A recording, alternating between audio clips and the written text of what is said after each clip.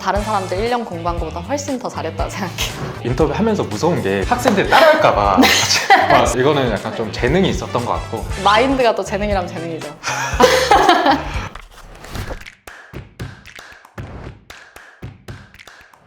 안녕하세요, 편입모안입니다. 오늘은 섭외하기 정말 어려운 분을 모셔왔어요. 아마 인터뷰는 여기가 처음이시죠? 네. 모르는 분들이 있을 수 있으니 간단히 자기소개 부탁드릴게요. 안녕하세요. 저는 이화여대 편입생 출신으로 현재 하원 편입 오프라인 학원을 운영하고 있고 또 시원스쿨 편입에서 온라인 강의를 진행하고 있는 편입영어 전문 강사 황서연이라고 합니다.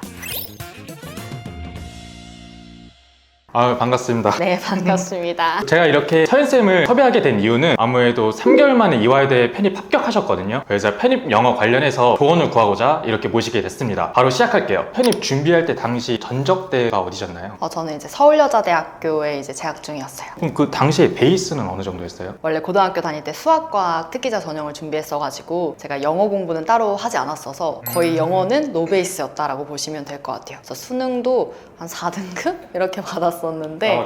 그 이후에 뭐 한 3, 4년 동안 영어 공부도 진짜 아예 안 하고 편입을 준비했던 거라 그냥 거의 노베이스라고 보시면 될 것 같아요. 수학은 잘하셨겠네요. 잘했죠. 잘했는데 수능에서 답을 밀려 쓰게 되면서 그래서 수학을 빼고 여대로 학교를 진학하게 됐습니다.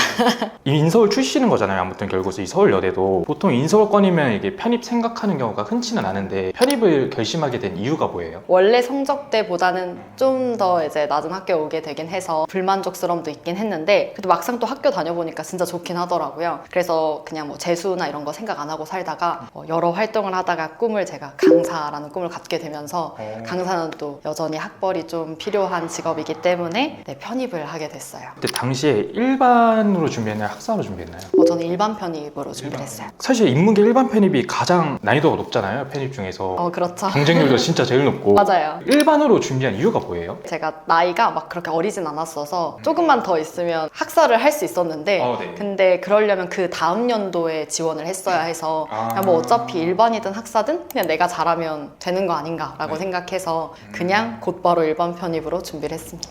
영어가 노베이스였는데 그런 자신감이 어디서 생긴 거예요? 영어는 노베이스긴 했지만 이게 영어를 잘하게 될 필요가 없고 영어 시험을 잘 보면 되니까 이제 또 객관식 시험이라고 하는 거는 준비하는 딱 방법이 거의 정해져 있다고 생각해서 그렇게 크게 두려워하진 않았던 것 같아요. 약간 학생들이 그렇게 생각하는 경우가 거의 대부분 없는데 아무래도 편입 영어 준비하기 전에 좀 조사를 했었나 보네요. 어떤 시험인 건지. 그렇진 않았는데 뭔가 수학과학을 그래도 공부해서 잘했던 그런 경험이 있어서 뭔가 이 객관식 시험들은 출제자분들께서 분명하게 의도하는 바가 있고 일반 학생들도 막 천재들이 붙는 시험이 아니잖아요. 그렇죠. 일반 학생들도 붙는 시험이니까 당연히 나도 할 수 있다. 자존감이 되게 높으시네요. 이화여대에 편입하기 위해서 준비한 과목들은 어떤 게 있었어요? 일반 인문 전형이어서 편입영어 한 과목만 준비를 했었습니다. 수학에 자신 있었잖아요. 네. 인문계는 영어만 보니까 네. 수학이랑 같이 준비할 생각은 왜 안 하셨나요? 당연히 저도 처음엔 수학을 하고 싶어서 이제 저도 막 대형 학원에 상담을 갔었는데 수학 강의를 듣는 데만 8개월이 걸린다고 하더라고요. 이거는 내가 깡으로 해볼 수가 없고 물리적인 시간이 좀 그래도 필요하구나 라고 생각을 해서 그래서 오히려 범위가 없는 영어로 준비를 하게 됐어요. 그때 준비 시기가 몇 월 달이었죠? 처음 시작한 건 이제 8월 거의 넘어갈 때 9월 정도였는데 근데 그때도 한 2달 공부하고 2달 정도를 개인적인 좀 집에 큰 일이 있어서 공부를 못 했었어요. 그래서 2달 공부를 못 하고 마지막 한 달을 다시 공부를 하게 된 건데 그렇게 총 3개월 공부를 하게 된 거거든요. 그러면은 이게 가능한가? 중간에 포기했다가 네. 다시 한 달 공부해가지고 합격을 한 거잖아요. 사실 이때 준비하는 경우가 아예 애초에 별로 없기도 하고 그렇죠. 아예 그냥 이 당시 8월 9월 달에 나는 올해 무조건 합격해야지 이 생각이었던 거예요. 네, 뭐 어차피 안 되면 내년에 하는 거더라도 어차피 내년엔 하든 안 하든 올해는 아직 기회가 있는 거니까. 이렇게 생각할 수도 있구나. 정말 단기간에 합격하셨는데 어떻게 공부하신 거예요? 저는 당시에 이제 공부를 정말 효율적으로 잘했다고 생각하는데 그래서 그 당시에 공부했던 방법을 지금도 학생들한테 그대로 가르칠 정도로 수정할 게 하나도 없었다고 생각하는데요. 자신감이 너무 넘쳐가지고.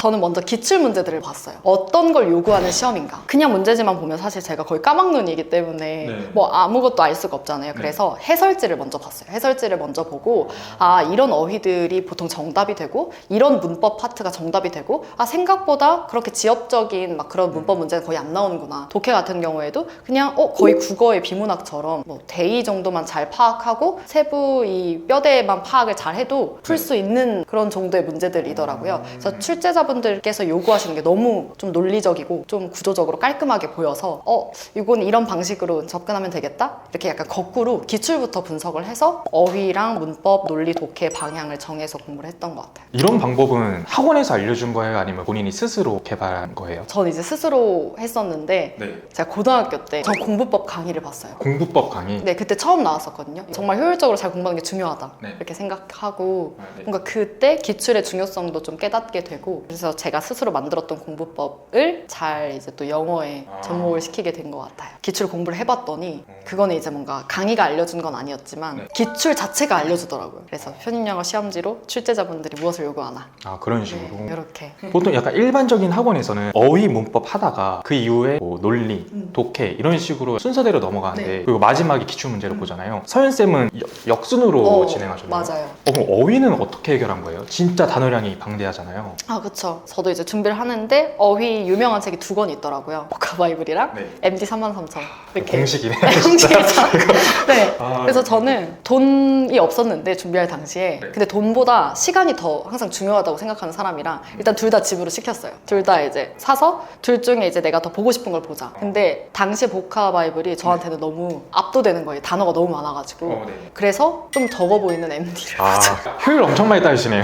MD 그리고 구성이 너무 마음에 들었어요. 단어 자체를 저는 막 암기를 진짜 싫어하고 암기를 잘 못하거든요. 저는 이유 없이 외우는 걸 진짜 못해요. 싫어해가지고 근데 이제 영어 단어도 어원이나 네. 영역 뭐 정의나 예문 쓰이는 맥락을 좀 알면 네. 이게 그냥 자연스럽게 기억이 되더라고요. 쓰는 맥락이요? 네. 약간 구체적으로 어떤 식이에요? 예를 들면 accommodate라는 단어가 있으면 걔는 원래 숙박시키다 뭐 이런 이제 뜻인데 accommodating으로 쓰면 친절한 뭐 이런 뜻이 있더라고요. 그래서 막 예문들을 살펴보면 뭔가를 다 줘요. 이렇게 이미지를 이게 다 공통으로 주는 외부로 뭔가를 주는 거구나. 네. 그래서 사람이 주면 친절한 거구나. 이렇게 좀 연결을 하기가 쉽더라고요. 예문을 보면. 저는 연결이 좀 어려운 것 같은데 이게 또 보면 이게 또 서연쌤의 강의를 듣게 되면 이해할 수 있는 부분이겠죠? 네, 또 이런 것도 많이 또 얘기도 드리죠.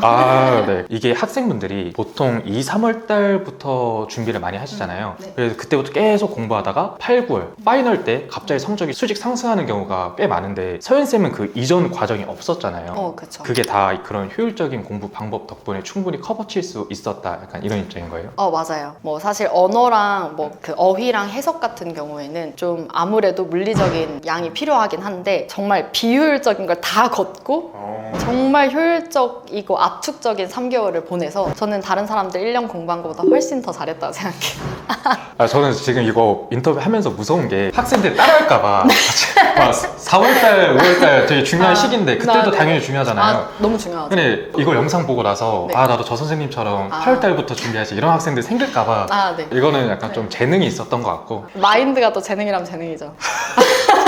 아니 가능합니다. 8월달부터 준비를 하셨잖아요. 네. 저 같으면은 내년을 노려야지 이런 생각을 할 것 같거든요. 근데 서연쌤께서는 최대한 올해 안에 붙어야지 이런 생각을 하셨잖아요. 네. 급박하게 편입을 준비하게 된 계기가 있나요? 사실 8월 거의 말, 9월 초쯤에 시작한 거긴 한데 그 즈음엔 사실 그렇게 늦었다고 생각도 안 했었어요. 왜냐면 그때 이제 시작할 때만 해도 그래도 뭐 아직 2학기라는 이제 시간이 남아 있으니까 저는 꼭 1년을 투자해야만 이 객관식 시험 자체를 준비할 수 있는 범위라고 보여지진 않았거든요. 그 기출문제나 이런 걸 봤을 때. 그리고 설령 만약에 못한다 하더라도 네. 기초부터 준비를 하면 어차피 그 다음 연도에 어딜 가나 막 기초 공부를 할 텐데 그쵸. 그러면 계속 초시생인 거잖아요. 근데 그래도 한번 시험을 제대로 준비해보고 설령 다시 시작을 하더라도 그럼 재수생의 시선을 가지게 되니까 혹시나 떨어지더라도 훨씬 더 나은 방법이라고 생각했습니다.